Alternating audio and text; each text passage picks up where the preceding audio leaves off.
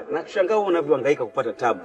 Unazungumza habari ambazo huna evidence nazo. Umerithishwa tu hizo habari. Can you prove God in science?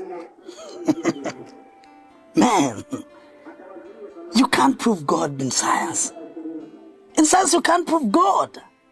You can prove God only by the word of God and the truth. And by faith, you can prove God. God's faith is a myth. It's a child of human fear about something he couldn't prove scientifically. The primitive man is who created God imaginally. But there is no God who created man. And all things come from these roots. Jesus, apostles, saints, prophets. It's a myth story. You are lost. I'm very sorry to say that you are lost. Listen, you have been created. Yeah, you have been created. But the God I'm talking about is not created and has never been created. Do you understand? Alikuwepo toka misingi, kabla misingi ya dunia hii kuwapo. Yeye alikuwepo. Sikiliza, milima ipo, itapita. Vilima vitaondolewa, miti itakuja, itakauka. Wafalme watakuja, wataondoka. Lakini yeye atadumu milele. Yupo. Hey, yani Alfa na Omega, mwanzo na mwisho, aliyekuwako, aliyopo na atazidi kuwepo milele yote. Moyo wako unatiwa nuru kwa neno la Mungu tu na si elimu nyingine. Wala si sayansi. Wala si taratibu na sheria za dunia hii. Ni neno la Mungu pekee yake ambalo linaweza likaweka nuru ndani yako.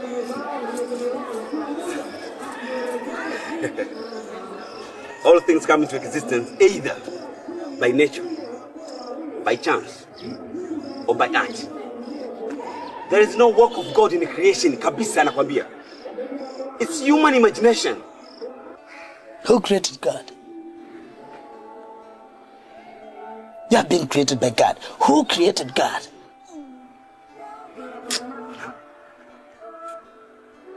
I think you need time.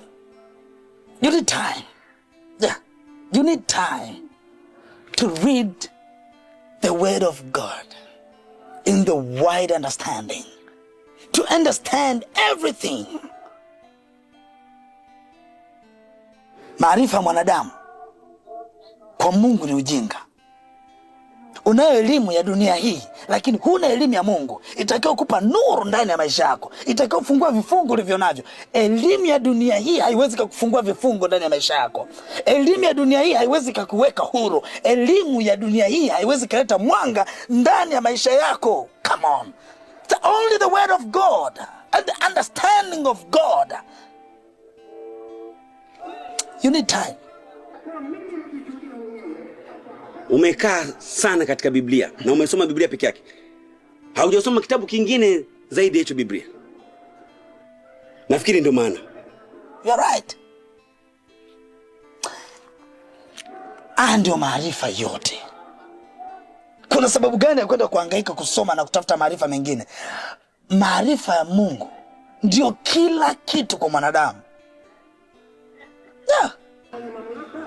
Na ndio maana akili zako ni nyembamba kama kurasa za hiyo Biblia. Usiwe mtumwa kitabu kimoja, soma vitabu vingi. Ningekuwa wewe, ningefanya vitu vya maana na sio kazi hii. Huwezi kustick kwenye kitabu kimoja. Read. Soma vitabu vingi tofauti. Jifunze, chambua, criticize it. Then njua usimame wapi.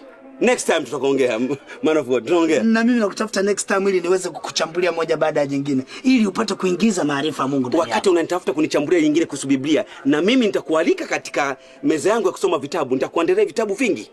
Tutasoma pamoja na I'm sure utaelewa nini namaanisha. Upumbavu utaacha. Next time.